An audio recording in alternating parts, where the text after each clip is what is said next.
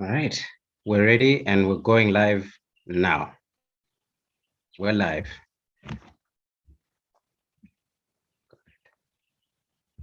Good afternoon, everybody.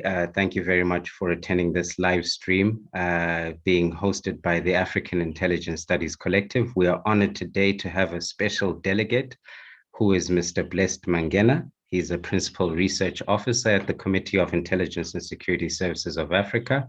And we're very honored to have had the first type of a public relationship in an academic sense with the committee, which is obviously something that is the first of its kind. Our first respondent will be Dr. Billy Masara, who will be responding to the presentation that will be made by Mr. Mangena. Mr. Mangena is a full-time practitioner. He specializes in research and intelligence and operates with a perspective that covers the entire continental viewpoint. Therefore, he'll be presenting on the multilateral intelligence cooperation framework as it's based under the Committee of Intelligence and Security Services of Africa. I trust him to make a further introduction of himself. Mr. Mangena, please do proceed and thank you for your time.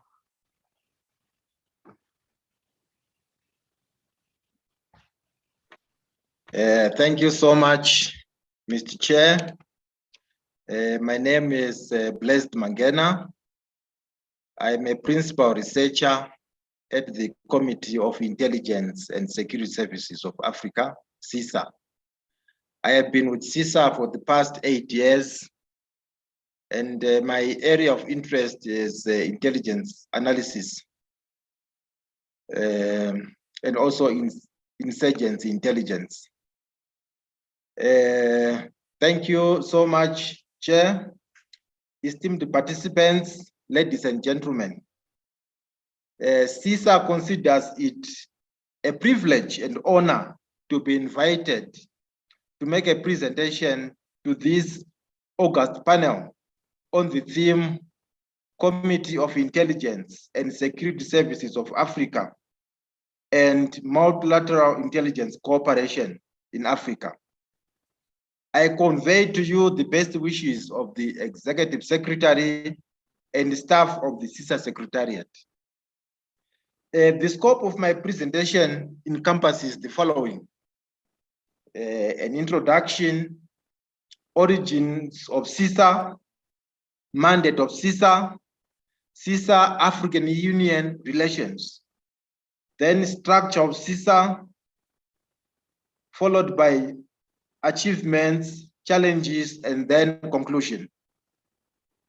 Esteemed Chairperson, transnational intelligence cooperation in Africa has existed since the formation of nation states. However, such cooperation was guided by the culture of high secrecy, otherwise dubbed the need to know principle, and a strict regime of information classification. Sharing of intelligence was mostly conducted between close allies.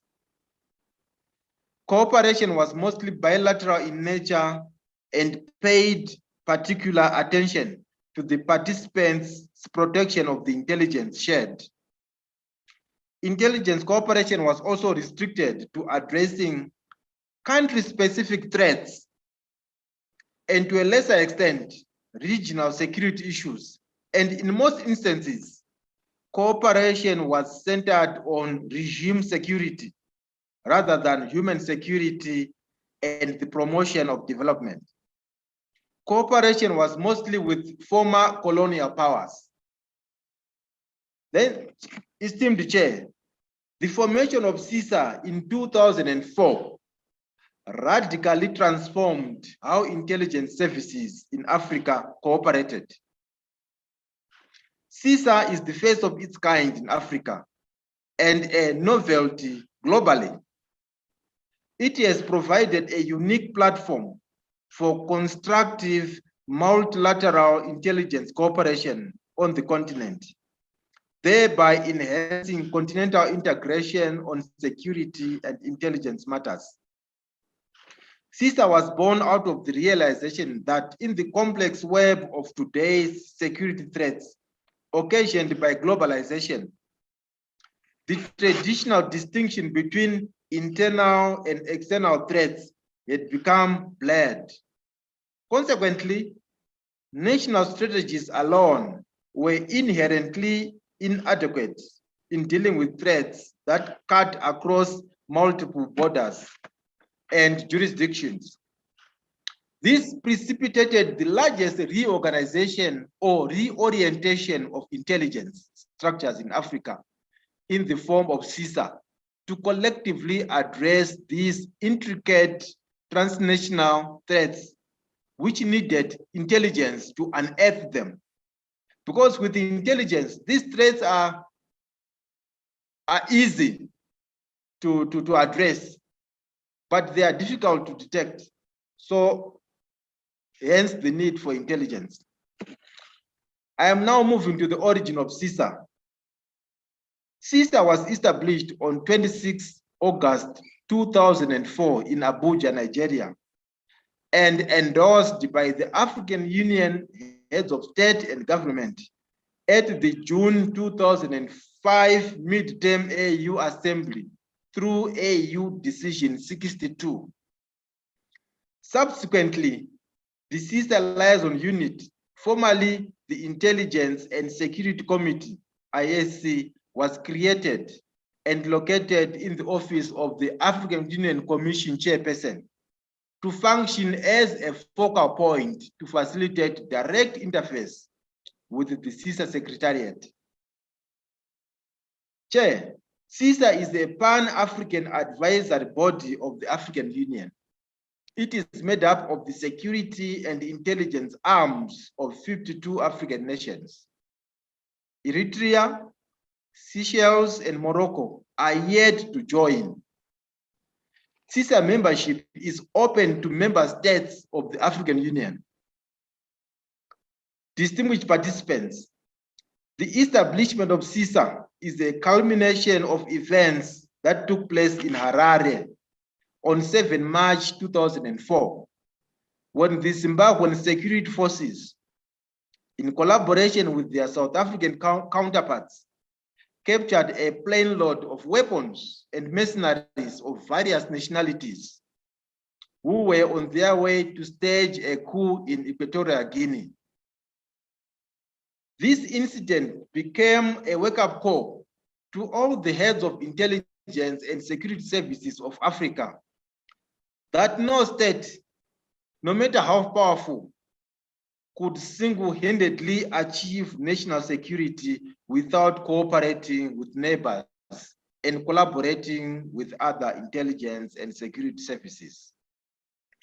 The establishment of CISSA was therefore necessitated by the need to share intelligence on security threats confronting Africa, which were becoming increasingly transnational in nature and therefore required borderless cooperation and collaboration among and between the intelligence and services of Africa. Chair, let me move now to the mandate of CISSA. CISSA's mandate is based on the Constitutive Act of the African Union and the protocol relating to the establishment of the Peace and Security Council of the African Union. It was established to promote the sharing of intelligence among its member services and providing the African Union Commission with timely and strategic intelligence that will assist it in making informed decisions and interventions in preventing, resolving, and managing conflicts and addressing security threats on the continents. Chair, you know, the major clients of CISSA are the African Union Commission and all the African Union organs, as well as African Union member states. These are CISSA's major clients. So it was established to service these clients with informative intelligence. In this regard, CISSA has created a network of cooperation mechanisms with regional economic communities and regional mechanisms, as well as regional fusion centers to acquire as much intelligence as possible in order to address a number of security threats affecting the continent. CISSA is also a platform where member services exchange expertise and experiences in addressing the common threats that affect the continent. Let me now move to CISSA-African Union relations. CISSA, the relation between CISSA and the African Union is based on commitments contained in the Memorandum of Understanding on the establishment of CISSA. The African Union and CISSA, they signed an MOU for cooperation. The relationship between the two entities is predicated on supplier-client relationship, in which CISSA operates as a conduit to enable the transmission of intelligence from national intelligence agencies to the African Union for continental security decision-making. CISSA operates as an independent body from the African Union Commission, and by so doing, this has saved the organization from some of the bureaucratic burdens and political hurdles associated with multilateral organizations.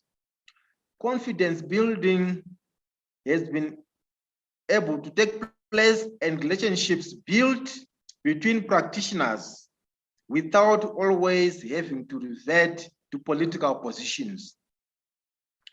CISSA has worked closely with all the African Union Commission organs, particularly the African Union Peace and Security Council and the African Union Continental Early Warning Systems, QUS. It has a permanent seat in the African Union Peace and Security Council and provides Council with regular and necessary intelligence for the adoption of, among others, an African policy and strategy for peacekeeping and conflict prevention, management, and resolution, and also briefs the Peace and Security Council regularly on how to address a number of security threats affecting the continent. CISSA and the Continental Early Warning Systems complement each other, as the latter focuses on analyzing information from open sources, while the former analysis is largely intelligence-based. Let me, at this juncture, move to the structure of CISSA. CISSA has 6 permanent bodies, namely conference, the panel of experts, Bureau, Troika, regional chairpersons, and the secretariat. Esteemed delegates, conference is the supreme executive organ of CISSA and is the primary tool for intelligence collaboration at the highest level, and sets the framework in which cooperation and information sharing takes place. It consists of heads of intelligence and security services of members or their duly accredited representatives, and meet in ordinary session once a year to review the state of peace and security on the continent. A member hosting the annual conference takes the CISSA chairmanship of CISSA on a yearly rotational basis until the next conference. The CISSA chairperson's office acts as a good office in conflict prevention, resolution, and management. In this regard, the CISSA chair periodically visits member countries in conflict, and these visits have served as a back channel of communication among the warring parties. CISSA's annual conferences have boosted multilateral intelligence cooperation and integration among African intelligence services through fostering extensive and covert international connections, which have enabled heads of intelligence and security services to network. Informal bilateral meetings are also held among heads of intelligence and security services on the sidelines of CISSA conferences, where intelligence of a highly sensitive nature is normally shared. Furthermore, conferences and workshops have acted as strategic platforms where best practices are canvassed, confidence building is boosted, new ideas garnered, and misconceptions are dispelled among AU member states. Since the inception of CISSA, it has held 16 conferences that addressed various security areas of interest to member services and the AU. The 17th CISSA conference is said to be held in Egypt on 12 and 13 December 2021. Let me move to another permanent body, which is the CISSA Bureau. The CISSA Bureau is composed of the current, outgoing, and incoming chairpersons of CISSA, that is the Troika, as well as regional chairpersons and vice chairpersons. Bureau acts on behalf of conference in between sessions and oversees the implementation of decisions of conference. CISSA regional chairpersons are responsible for coordinating CISSA activities in their respective regions, modeled along Africa's geographic regions, EI, Central Africa, East Africa, North Africa, Southern Africa, and West Africa. The office of the CISSA regional chairperson is linked to member services through national focal points to facilitate timely intelligence sharing. In case of a conflict or a crisis, regional chairpersons act as conflict prevention mechanisms, and in most cases, they have succeeded in aiding conflict resolution and management because they are better acquainted with regional sensitivities. Regional chairpersons are also responsible for hosting workshops and regional meetings as platforms for intelligence sharing and the production of regional intelligence estimates, which are a collective analysis of regions' security situations.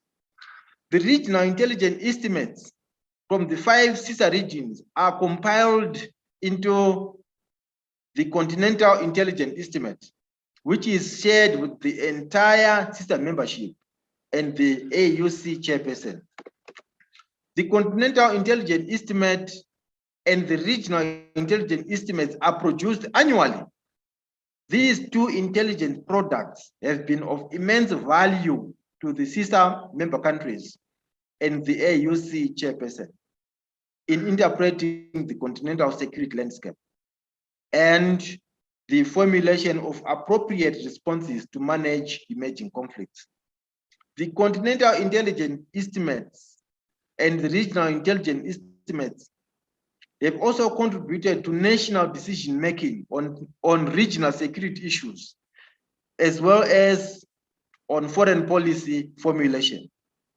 Through the continental and regional intelligence estimates, member services and the African peace and security architecture have gained invaluable intelligence from CISSA that they could otherwise have collected through costly and lengthy exercises. Let me move to another pillar, the POE. The POE is composed of representatives of each member service and is the advisory body to conference. The POE also oversees the implementation of conference decisions. Then the Secretariat. The CISSA Secretariat is based in Addis Ababa, Ethiopia, near the headquarters of the African Union. This geographical co-location enables easy coordination with the CISSA liaison unit located in the office of the African Union Commission Chairperson. The Secretariat conducts day-to-day activities of CISSA in consultation with various subcommittees and the CISSA Bureau. It is headed by the Executive Secretary. The Secretariat plays a central role in facilitating information sharing from national intelligence services to the African Union Commission Chairperson. The intelligence is transmitted through an Africa-wide secure communication system linking the CISSA Secretariat with member services and partners. The Secretariat is neither involved in clandestine intelligence collection or managing human intelligence or signal intelligence sources. Whilst open source collection is part of the Secretariat's task, the clandestine and secret collection functions are conducted by the individual services that are members of CISSA. The intelligence mostly provided by member services to the Secretariat is closed source. This has allowed for greater collaboration without infringing on the secretive arena of intelligence collection and the related issues of source protection. The Secretariat does not only rely on reports from member services at the national level, it also undertakes field visits to interact with member states and acquire some intelligence, which ordinarily members may not be comfortable to share in writing through the CISSA secure communication system. Apart from field visits, the CISSA Secretariat also gets intelligence from neighboring countries with comparative advantage, or from regional economic communities or regional mechanisms for conflict prevention, which CISSA has signed collaborative MOUs with. These platforms have enabled CISSA to acquire invaluable intelligence. The multi-million-dollar office complex housing the CISSA Secretariat was wholly financed by African governments, with Equatorial Guinea and Ethiopia contributing the most, a sign of the best of what Africa could achieve together. The office complex was commissioned in February 2020 by heads of state and government on the sidelines of the 33rd AU Summit. Esteemed delegates, Chairperson, let me now move to the achievements recorded by CISSA so far. CISSA has recorded a number of achievements since its inception. It has reduced the culture of excessive secrecy or the need to know principle that previously guided intelligence cooperation in Africa. Today, security cooperation among CISSA member services has been enhanced as a result of the establishment of CISSA.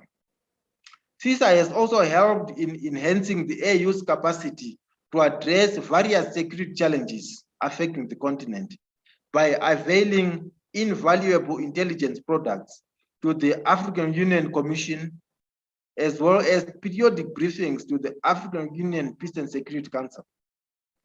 You know, in this way, CISSA acts as an early warning mechanism by briefing the African Union Peace and Security to ensure that early action is taken. A number of CISSA member services have also benefited from the CISSA platform through capacity building programs. In fact, I refer esteemed delegates to my publication. There are some examples of member services who benefited from CISSA capacity building programs. The annualized CISSA journal, which the organization has been producing since 2013 also signaled a paradigm shift whereby intelligence and security services in Africa share their experiences and best practices in the public domain on how they have addressed a number of threats affecting them. Sharing of such information has capacitated CISSA members and other security forces in Africa and beyond on how to address similar situations and challenges. CISSA has also participated in various AU conflict resolution mechanisms, such as the Nouakchott and Djibouti processes, the African Union-led Regional Cooperation Initiative for the elimination of the Lord's Resistance Army, the African Union, European Union, and the United Nations Tripartite Task Force on Irregular Migration. And for your information, CISSA participated immensely during the migration crisis in Libya. CISSA sent a delegation there, which gave the African Union invaluable intelligence on the status of the migrants there. And because of that intelligence, a number of measures were taken to help the migrants who were stranded there in Libya. So CISSA has also been involved in the crafting of continental and regional policy instruments. For example, CISSA provided expertise in the drafting of the AU Master Roadmap for practical steps to silence the guns in Africa, and is the African Union's technical entity in addressing the proliferation of small arms and light weapons on the continent. CISSA was also involved in the crafting of the SADC counterterrorism framework. Cooperation with regional economic communities and regional mechanisms has also increased tremendously as a result of the establishment of CISSA. CISSA has also played a key role in the advocacy against the abuse of the principle of universal jurisdiction, against illegal and unfair economic and trade sanctions imposed on African countries by some Western countries. For instance, CISSA held 3 workshops where member services deliberated on the deleterious impact of these illegal sanctions on Sudan and Zimbabwe, and came up with resolutions and positions which were availed to the AUC chairperson's office. And also those resolutions were also availed to the Southern African Development Cooperation. For these 2 organizations to take a stance against these illegal economic sanctions, and we saw the SADC taking a stance and declaring a day as the anti-sanctions day, and also the AU equally took a robust stance against sanctions. So this was at the initiative of CISSA. CISSA also provided strong support to the promotion of the principle and the practice of free movement of persons and goods on the continent. In this regard, CISSA made 3 presentations to the African Union Peace and Security Council, indicating that free movement of people and goods will be beneficial to the continent. Chair, let me move now to the challenges. Despite a number of successes, CISSA faces some difficulties that includes human resource constraints, limited coordination with other African peace and security architecture structures, national constitutional barriers to intelligence cooperation, and lack of a coherent and coordinated relationship with regional intelligence and fusion units. In conclusion, Chair, despite the challenges noted above, CISSA has provided a unique platform for confidence building and information sharing among peers. Such a platform has informed national policy making, reduced uncertainty, and informed the development of common policy positions. It has exposed intelligence practitioners to different perspectives and has created a continental intelligence capability that is at the same time both networked and independent. Through the platform provided by CISSA, the intelligence agencies on the continent are slowly evolving into a robust epistemic community focusing on enhancing stability on the continent. CISSA has also used the power of information to influence the development of national policy by guiding and sharing interpretations of reality. Through the institutionalization of cooperation, the capacity of national intelligence structures to interpret the continental security landscape was amplified. Thank you so much, Chair.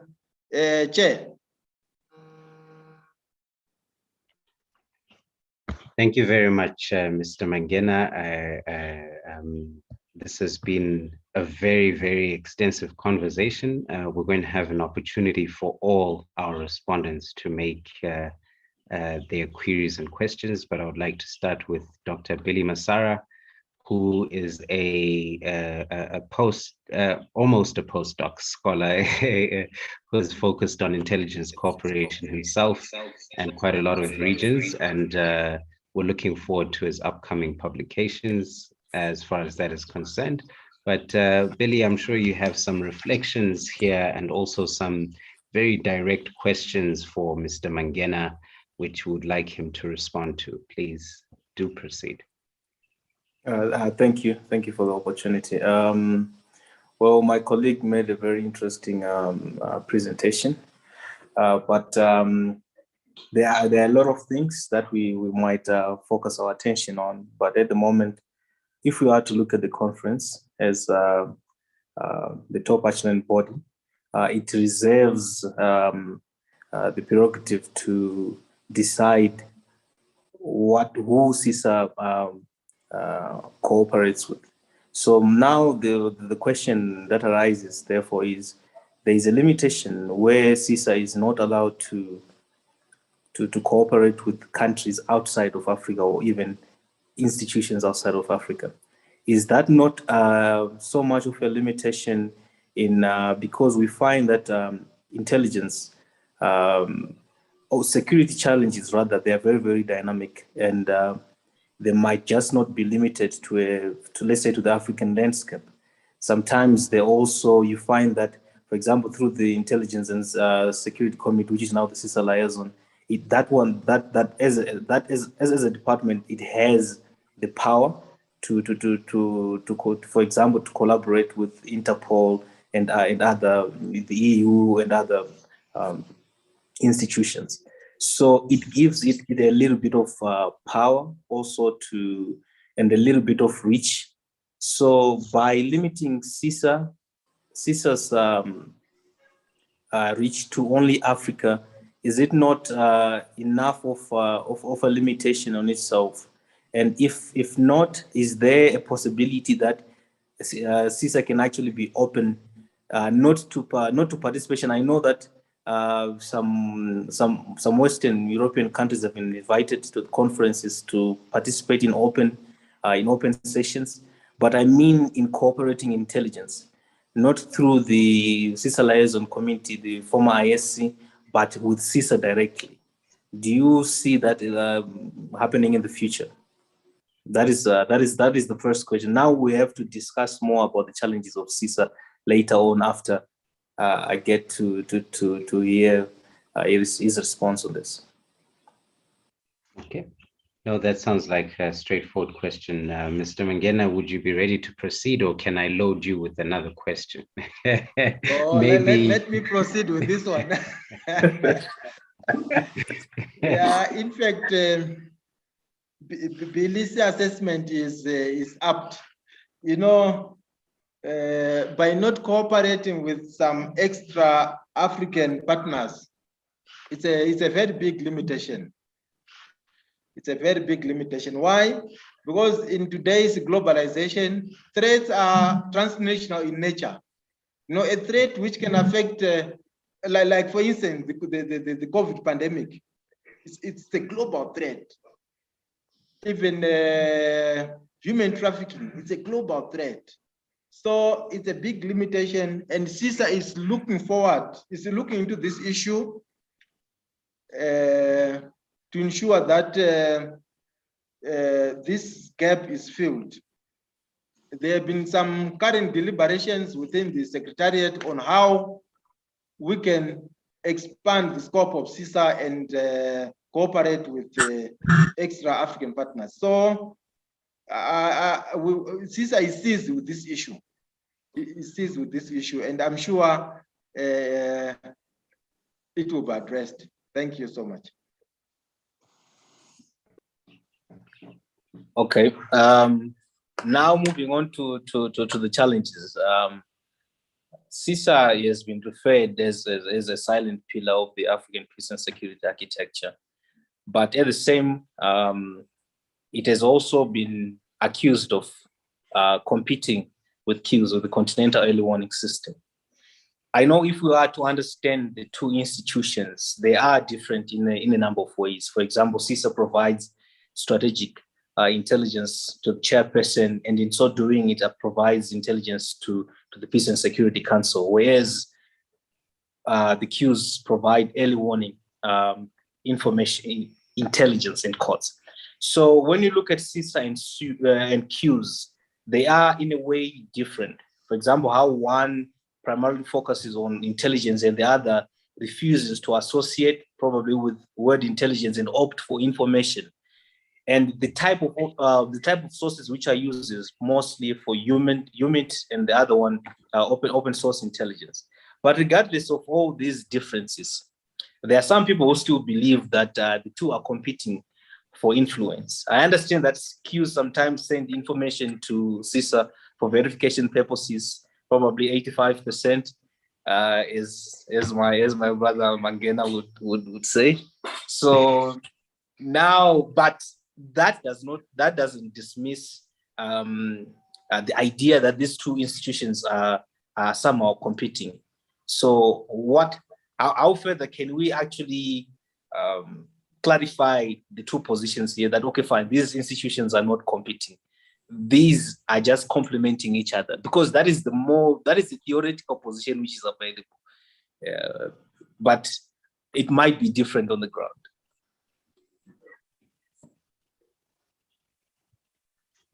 Thank you so much, Billy.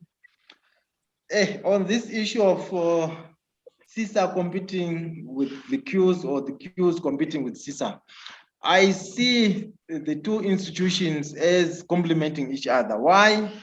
Because we have occasionally CISSA and the queues, they meet to discuss some particular areas of interest or some particular security situations, to share information.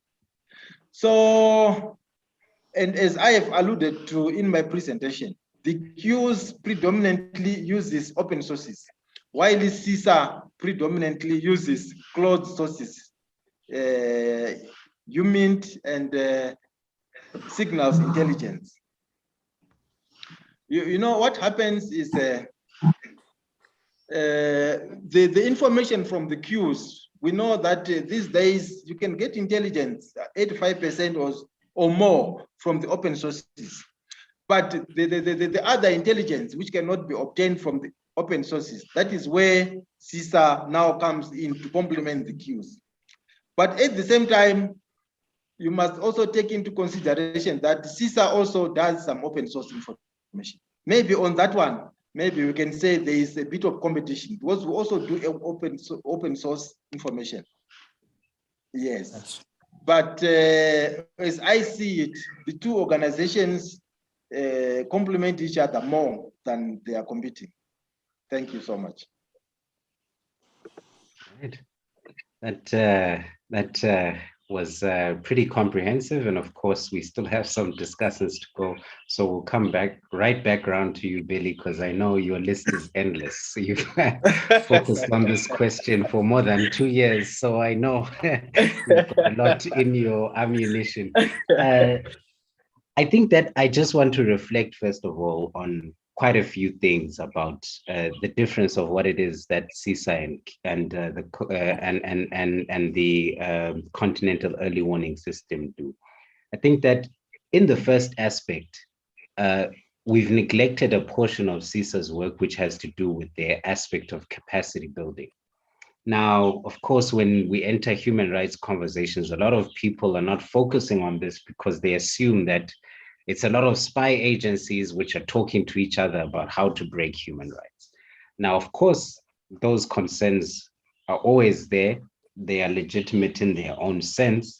But since Mr. Mangena has emphasized this particular portion of how they contribute to an early warning perspective for all the countries regionally and continentally, there's this particular aspect of where open sources can account for even 90 to 95%. I'll go beyond Billy's 85% estimate.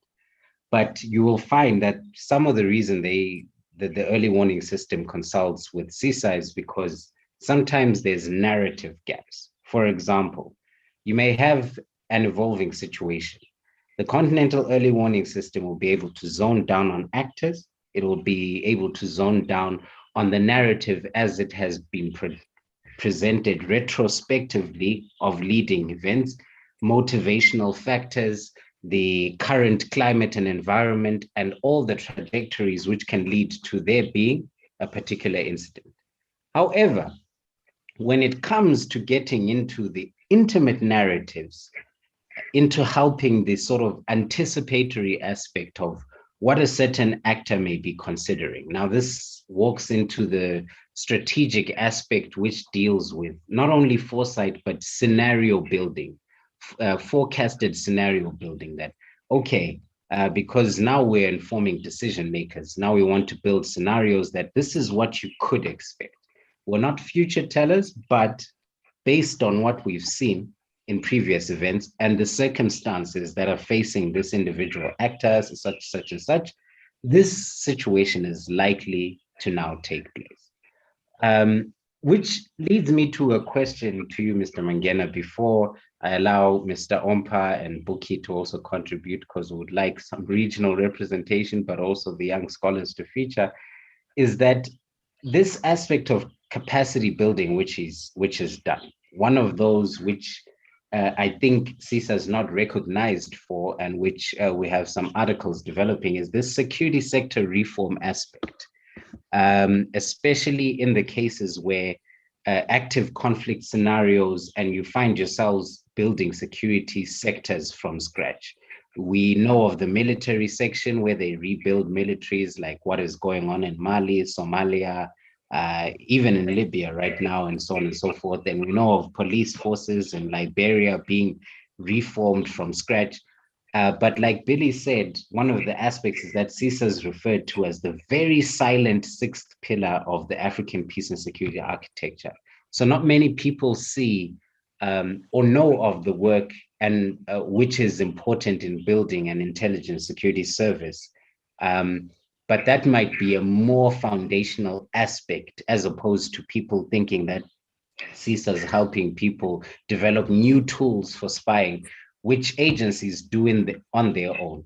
But in these conflict scenarios where the African Union is involved and where the African Union requests the specialized technical agency that deals with intelligence, which is CISSA, to attend to that deficit where these countries where the state architecture has fallen apart and this needs to be taken from scratch. I think that's a deeper conversation that maybe you could make reference to, which would benefit not only academics, but people who need to understand why in state building projects, how the work that comes to install the secret arm of the state gets handled.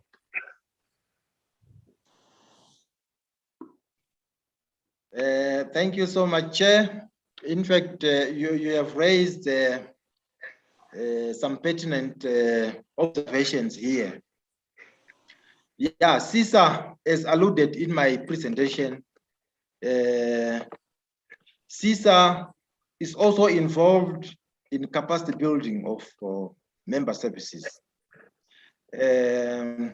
For instance, member services or member countries facing challenges in their security setups, like their intelligence setups, they receive a lot of capacity building from CISSA, particularly, for example, Somalia.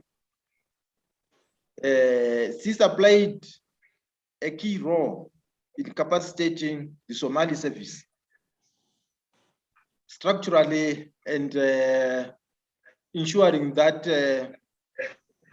they managed to acquire pertinent information key to the success of AMISOM mission. So a lot of trainings have been done on the Somali intelligence service to ensure that they are up to the task. And also CISSA workshops. You know, CISSA hold various workshops on various subjects. You know, during those workshops, those workshops are also part of capacitating member services. For instance, now the focus of member services is no longer regime security, but it's now human security because of a number of capacity building platforms, workshops conducted by CISSA, because we realized that most of the services were leaning towards regime security. And in this era, we realized that human security, CISSA should champion the issue of human security instead of regime security. So a number of capacity building programs have been conducted. I think if I refer you to my publication, you will see that Egypt also offered this capacity building to a number of CISSA member services who were lacking in certain areas, like counterterrorism, because our assessment was indicating that even those regions which we were thinking would not suffer terrorist attack as much as compared to other regions are also facing the same threats. So a good number of countries in Southern Africa took those courses on how to counter terrorism and how to develop their national counterterrorism frameworks. So for sure, CISSA is taking capacity building very seriously. Thank you, Chair.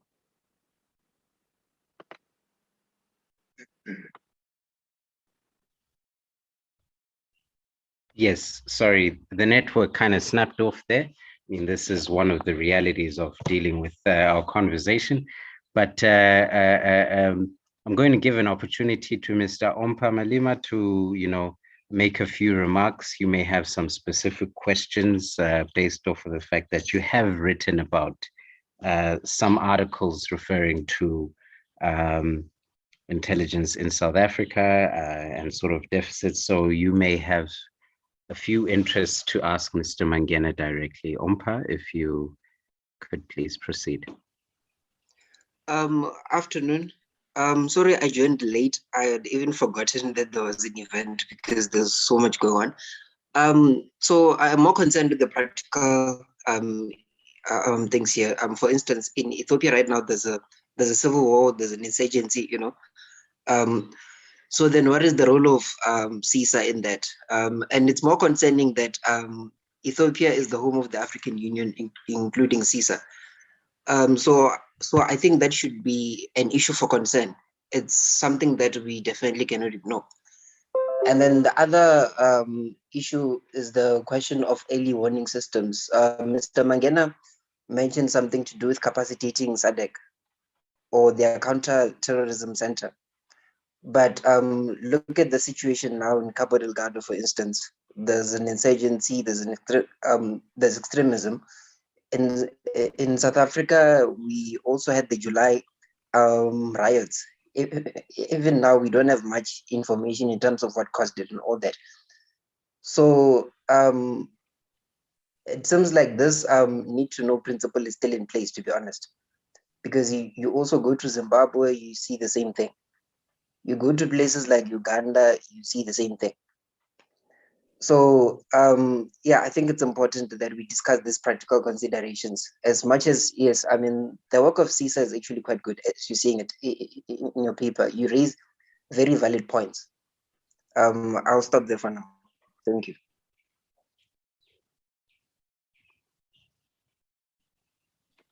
Thank you so much.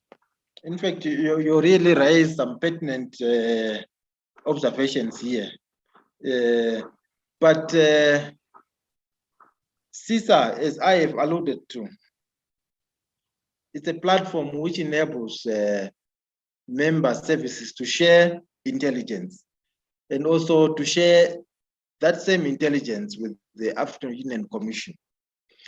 But the issue of insurgency, the July riots in South Africa, those ones, the South African service, they gave CISSA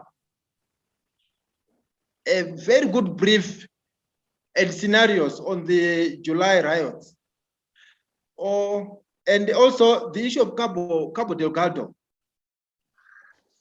where the Mozambican service also briefed CISSA on these issues. But sometimes the countries themselves, they are the ones which are supposed to address these challenges in their particular countries.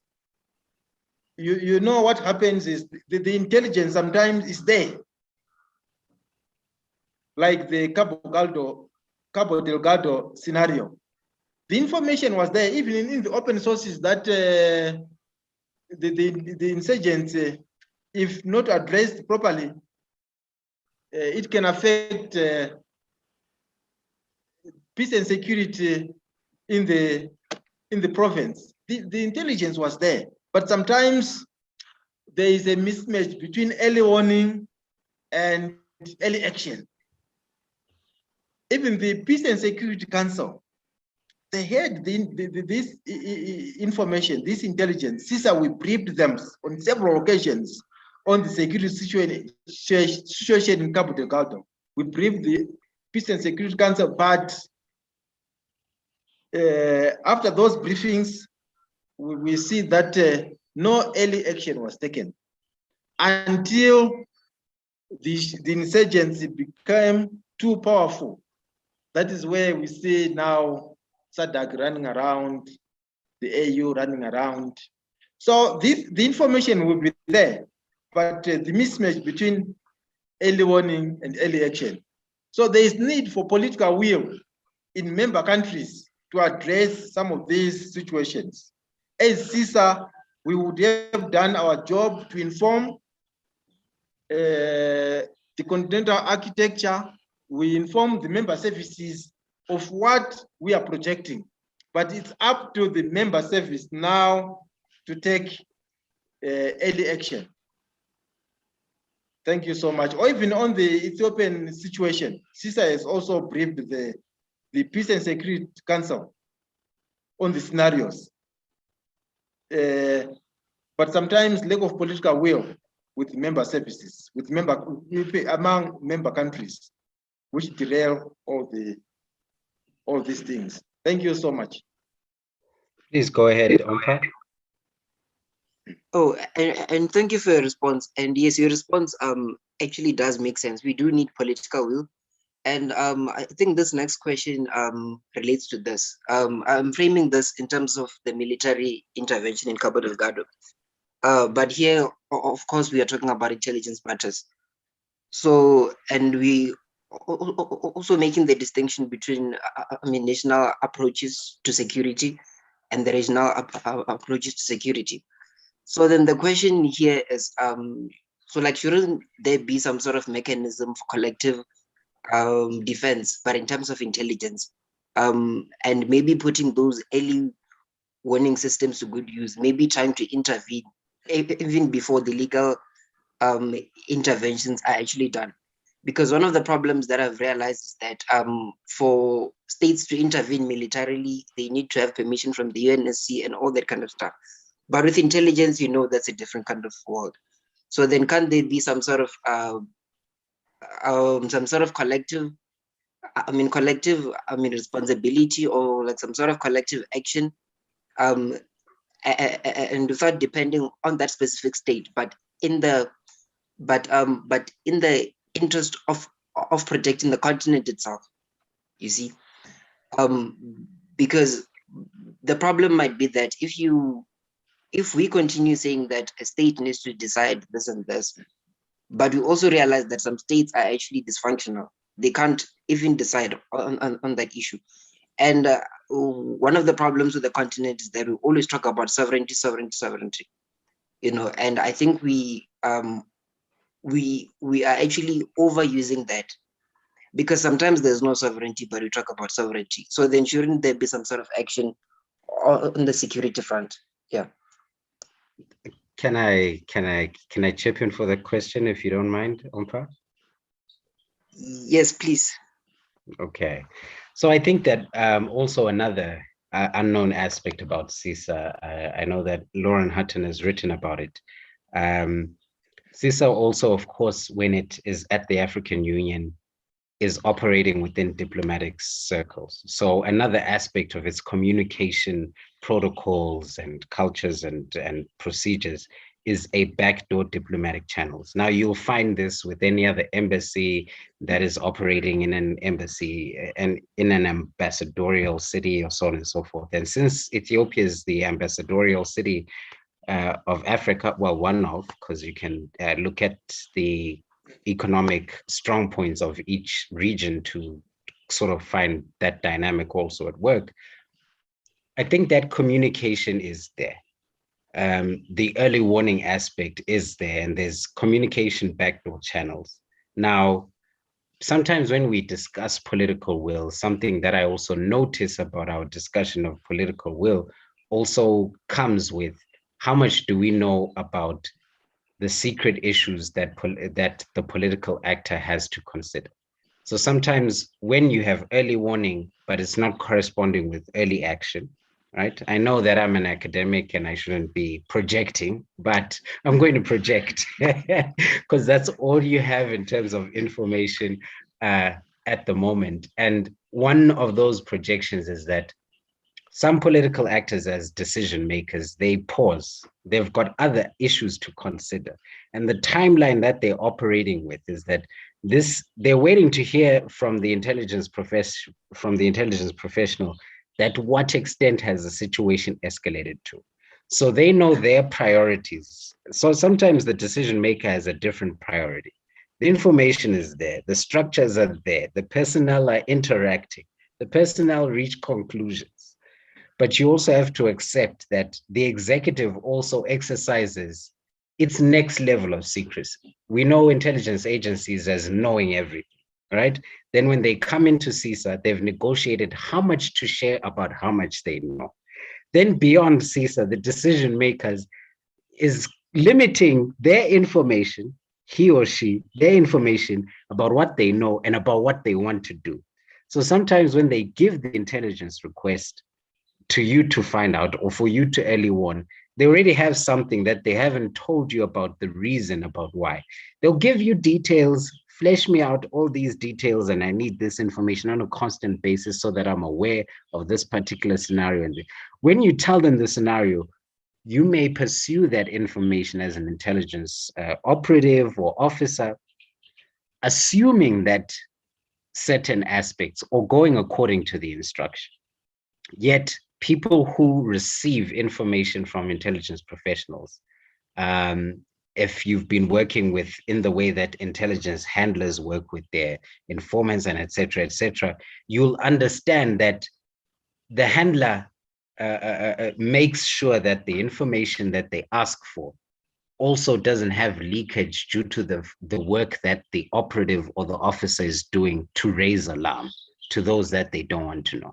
This is exactly why these organizations are so secretive, because in the bid to find out information, a lot can happen in between. And we've had a previous conversation on this platform about how insurgent networks have their own intelligence frameworks. So sometimes the sensitivity is also about insider threats.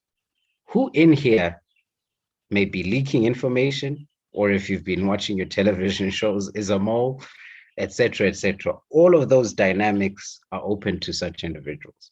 So the decision maker also adds another layer of secrecy. And in terms of their intention, they may receive some information and you may expect a certain action due to the information that you've supplied as an intelligence professional, but you will then notice that the action is not so urgent, which means that either there's another prioritization that the professional is not aware of, or else there is another dynamic at play at high politics level. That's the most frank response that I could give to you before Mr. Mangena chips in from an institutional standpoint. Mr. Mangena? I definitely agree with you, Pilani. And I cannot add anything on that because your assessment is really apt. Because when the decision maker gives you an intelligence requirement, he or she already has some certain perceptions, or he or she might have even gotten some information from other quarters. So, and also the issue of the political will. The decision maker is well briefed. The decision maker has all the intelligence, but is the decision maker prepared to take early action on a certain particular issue, depending on the decision maker's prioritization? So this one, I definitely agree with you. Let me answer Mr. Malima's question on the military intervention in Cabo Delgado and why and how the intelligence helped in this regard. As I have alluded in my presentation, that CISSA is what it calls regional chairpersons or regional bureaus. You know, these regional bureaus, they discuss on a number of hotspots in each region. And the Southern Africa region is not an exception. It discussed the issue of Cabo Delgado in great length and advised the regional chairperson, advised the AUC chairperson, advised the PAC chairperson, because after these meetings, we have what is called regional intelligence estimate. That estimate goes to all the CISSA member services and also to the AUC chairperson's office. So I think the regions, they did their best to advise. But as you know, after this advice, it's up to the member service to take that advice. Because sometimes CISSA faces issues of denialism. The member service will be denying until the situation is blown out of proportion. So what do we do? There are issues of sovereignty here. What do we do? We continue advising and advising. So I'm sure CISSA has done its task in advising, particularly on Cabo Delgado. Thank you. All right. I wish we could delve into another conversation, but due to the time that we've eaten up, of course, it may feel like we're just warming up. But I would like Dr. Billy Massaro to give us some wrapping up thoughts before Mr. Mangena also gives us his concluding statement, and then we will have to end here and look forward to the research articles that come out of this conversation. Dr. Massaro, please go ahead. Well, I have to admit that it was sounding as if we're warming up, and it was going to be very beneficial if it were going to be lengthy. But allow me to say CISSA is relatively a young organization, and it faces a lot of challenges also by virtue of being the first of its kind in Africa, and even in other. You find that Europe is trying to position itself having the same, apart from the Club de Ben, which are informal cliques. It is also trying to position itself to have something like this. So I think we might cut a little bit of some slack, but however, we will not tire on pointing out the challenges that it faces, because what we want is for CISSA to be at its optimal point. So definitely will be publishing a lot of articles regarding that, offering also some policy insights and stuff. And I hope that the doors are welcoming, so that this denialism that people are talking about, that member states have a lot of denialism. We don't want to face the same denialism when we approach CISSA. So thank you. Thank you very much. Mr. Mangena, I would like to hear your closing thoughts at the end of this very surprisingly deep conversation, although the time was limited. Yes, for sure. It was really a very good conversation.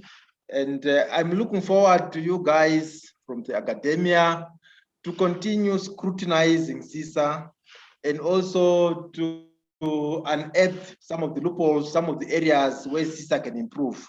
Because I have seen that through such engagements, we can really perfect the way we do business. And as what Dr. Billy has said, yes, CISSA is relatively a new organization, but if you consider what the organization has done so far, you have seen that in fact the achievements outweigh the challenges. And with regards to cooperation with the extra-African entities, that is an area where CISSA should focus on, and also ensure that it cooperates globally with everybody.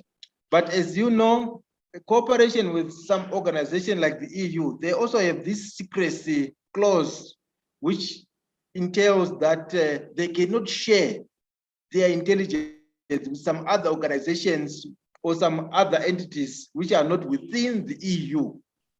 In fact, I was talking with one of the officers working in the EU on how we can broaden our cooperation with the extra African partners. But they also raised this issue that there is this clause of official secrecy.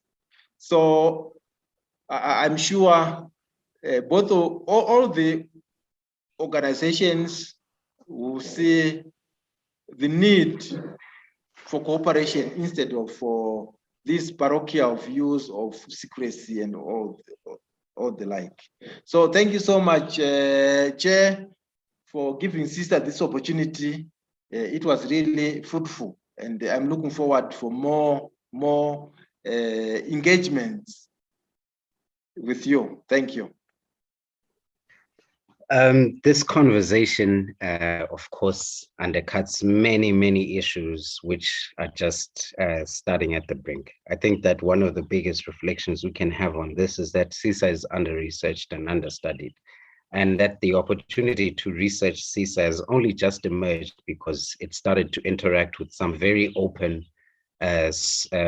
aspects of the African peace and security architecture, namely when it started getting named in African Union documents. That's when most of us academia could start to tap in that, hey, CISSA is supplying this early warning mechanism in a variety of aspects, and it's being requested. And then that's when we could trace intelligence requests. And it's taken some time to break the culture, but actually even CISSA having this conversation with the Intelligence Studies Collective, with all of this going out onto YouTube and so on and so forth, and with Blessed just talking about the secrecy clauses that operate with the European Union, I think we can say confidently that throughout the world, in terms of intelligence cooperation, this is probably the most open conversation that will ever be had. It's been very difficult to even convene some of these conversations. Some people have already opted out because of misconceptions, and those are some of the things that I know that Dr. Billy, as a scholar, deals with, and I know that Blessed, being in a very public sort of role, also deals with. And so we are grateful to everybody that could openly attend the conversation and that could, I think that there's still a very huge curtain of mistrust that is applied to anything that does with official intelligence agencies in Africa. A lot of people have willingly backed out from having the conversation on multiple occasions. I would just like to thank your openness and your ability to actually come and have this discussion. I know that as academics, some of us, we make the choice that we will be talking about it and that will be the end of it. But I think we need to mention a special thank yous. And of course, we have to thank CISSA for being willing to have this conversation openly to interrogate some aspects.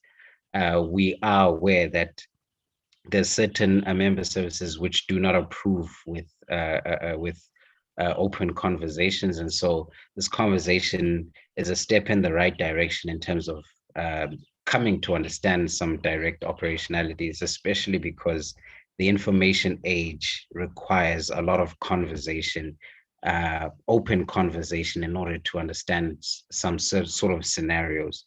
So while intelligence liaison sharing and cooperation has always happened under very unique circumstances in the past, I believe that the information age is opening up some circumstances where cooperation has to be enhanced, not only because the open sources are starting to dominate the types of intelligence that we are producing, but it is also having an impact on the type of relationships that intelligence agencies have with other countries' intelligence agencies.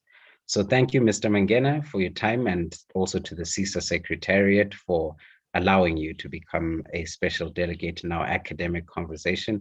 Thank you to Dr. Billy Misara for joining us and also lending his expertise after at least 6 years of research on this particular topic, which is no small feat, building relationships and producing academic content, which we look forward to seeing being published.